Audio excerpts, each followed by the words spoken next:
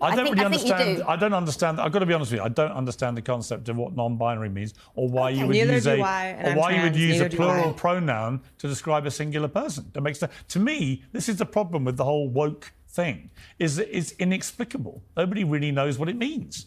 I don't know what you mean by non-binary they them. There's one of you sitting here, and you look to me female. You're a female? Okay. Are you? You almost never see someone get cornered like this on live television with nowhere left to go. That's what happens when Piers Morgan asks one simple question, just one, and a trans activist sitting across from him cannot produce a single straight answer. Riley Gaines is right there. Blair White is right there. The whole panel watches this activist freeze as Morgan refuses to let her dodge or change the subject. This isn't a shouting match. This is basic biology and free speech laid out so plainly there's nowhere to hide. This debate is shaping locker rooms, sports, and classrooms across the country. And the people pushing hardest for these policies keep avoiding the one question that actually settles it. I'll be jumping in once or twice to give you my take. Watch what happens when someone finally forces the issue. If you want commentary that doesn't flinch from the hard questions, that's what you get every day right here on MAGA Watch. Let's break down exactly how this unraveled. Riley Gaines here. Riley, you and I have talked a lot about this whole issue. It just seems to me what Malcolm Gladwell said is so significant, because he's basically done a complete U-turn on this and understood that even he, one of the smartest brains in the world, got kind of traduced into thinking it was perfectly normal and acceptable for a biological male identifying as a trans woman to compete in women's sport. You yourself, having lost out to a trans athlete in a swimming pool at a high level, understood immediately from that experience that men have superior biology to women. Therefore, if they compete against women, it is grotesquely unfair because they have superior muscle mass, power. Well, surely, hang on. I'll come to you in a second, Riley. Sorry, no, Laurie, just to be clear, you're not disputing men have superior biology, are you? Superior. I just think it's quite offensive to say that an entire Not really. people have superior. There's a reason in the Olympics we have women's sport and men's sport. It's because the men, if they competed against the women, would win everything. Do you understand that? Okay, I just question your use of the word superior to describe male biology. Superior biology, their biology, their physical biology means when they're competing in sport, they have superior biology. They have an advantage from their bodies. Do you understand? You accept that? Let me clarify this. I think superior in strength and athleticism, typically, Thank you, and how far they jump and how high they can jump, et cetera, et cetera, et cetera. If we're talking about biology, I'm about 38 weeks pregnant now, and I would certainly say that my biology compared to my husband's in that way is superior. And I would agree with you. So why don't we just accept that what I was talking about was superior physical biology in terms of competing in sport. Men are faster, they're stronger, they have more lung capacity and so on. That is why we separate the sexes. That's what we should all agree. 110%. Yeah, I don't take offense to the word superior. Certainly, I believe there are things women are superior at, and certainly I believe there are things that men are superior at. I don't think this is something to, again, say that women are less than necessarily. But just to, again, reiterate the fact that women and men are very much different. I don't think there's anything wrong in saying that. And so to your point, Piers, this comment that was said by Michael, you said now he's come out and kind of done this full 180 here. I don't think he ever believed that women or that men should be in women's sports. He's just now finally courageous enough, if that's the word you can even use. It's amazing to me. It requires courage to publicly declare that men and women are different. What a sad state that we are living in, where it requires courage or bravery to say such. But that's the case that many people have felt over the past, I would certainly say 5-6 years. But as indicated, really, this has been going on much longer than that. So that's my thoughts on that. The majority of, I'll speak for the American people, the majority of American people, as proven by every single Gallup poll, whether even in states like California, I believe they had 40% of voters turn out in support of Donald Trump. Even still, I believe it was 70% of people said that men shouldn't be in women's sports. So this is like a no-brainer for most people. I want to go back really quickly to what we're talking about on the free speech side of things. If you can remember, Piers, I was physically attacked, Yeah, you were. like violently attacked by a mob of radical, psychotic, crazy trans activists who kidnapped me and held me hostage for 5 hours, all while our police force sat and did nothing, as they said they couldn't. They weren't allowed to, because they weren't allowed to be seen as anything other than an ally to that community, or else they would lose their jobs.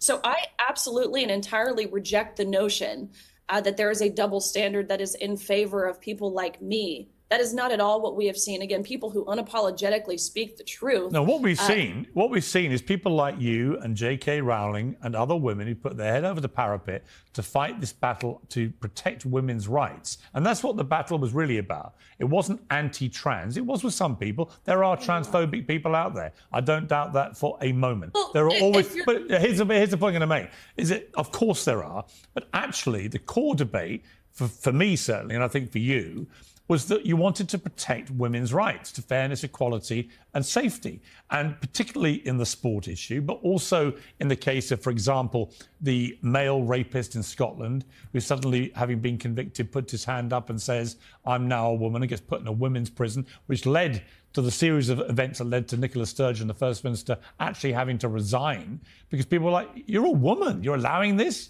You're putting the fox in the hen coop to attack other women because he just put his hand up to game the system?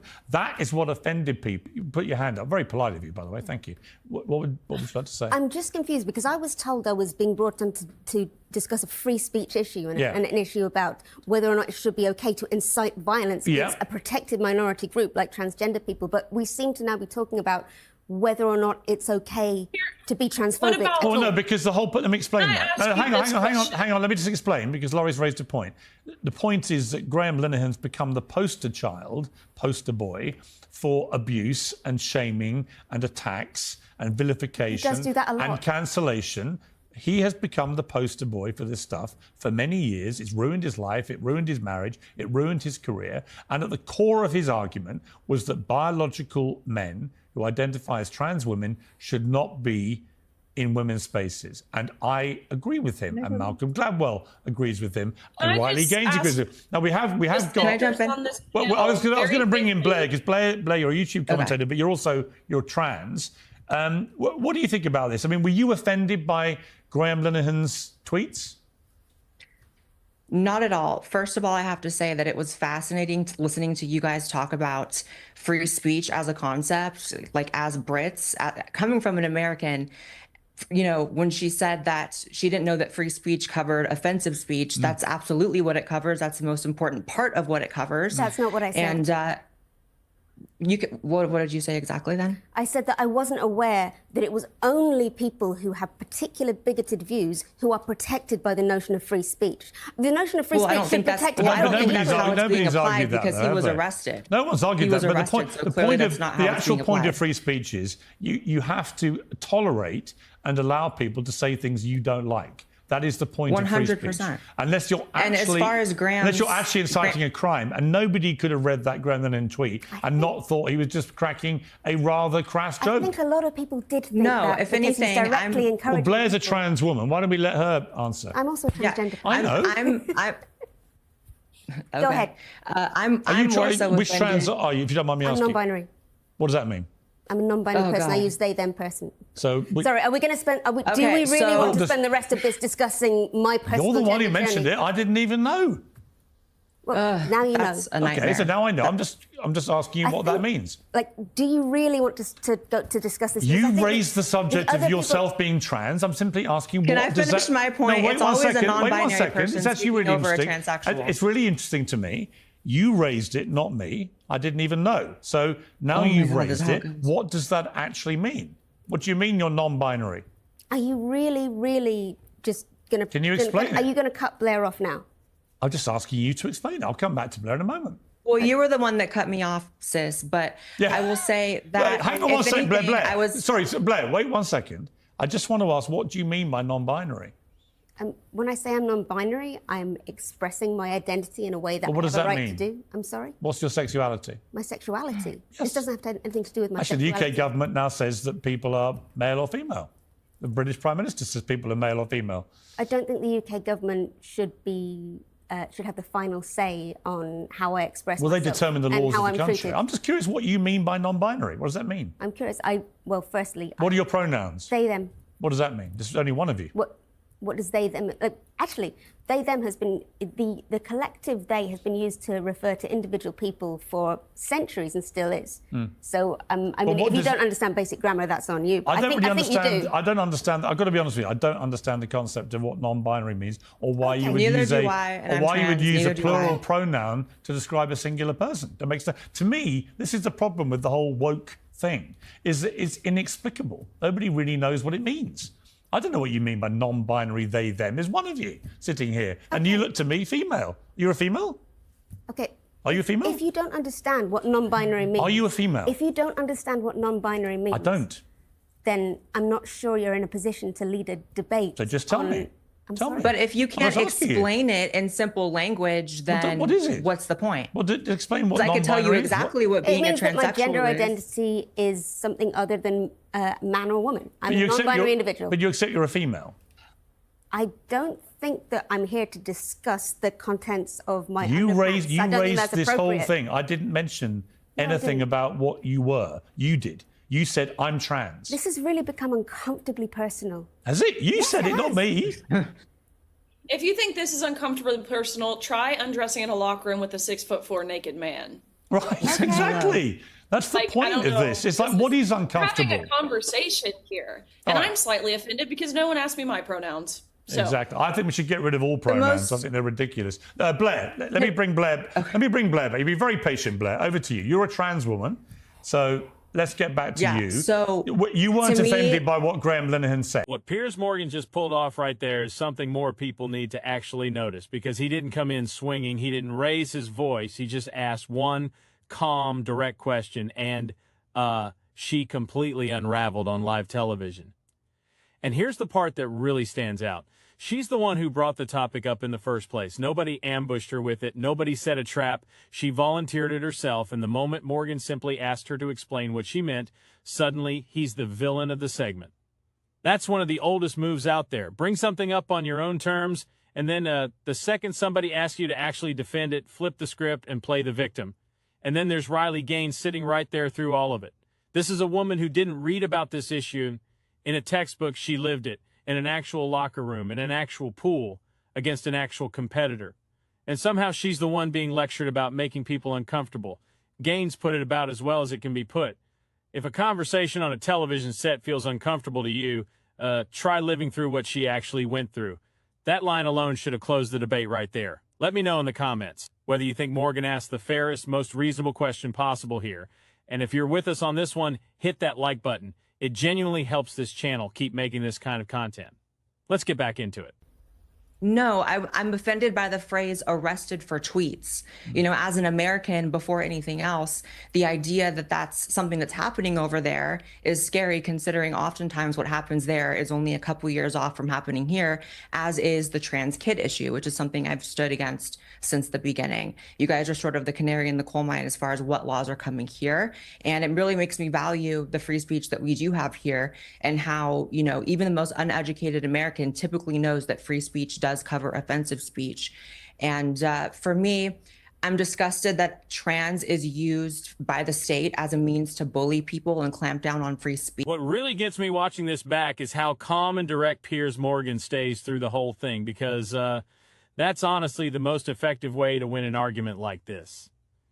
He doesn't raise his voice. He doesn't get emotional. He just stays composed and keeps circling back to the same simple question until the other person runs out of road.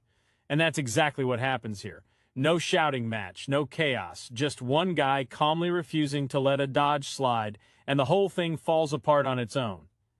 What makes this particular exchange even more interesting is Blair White.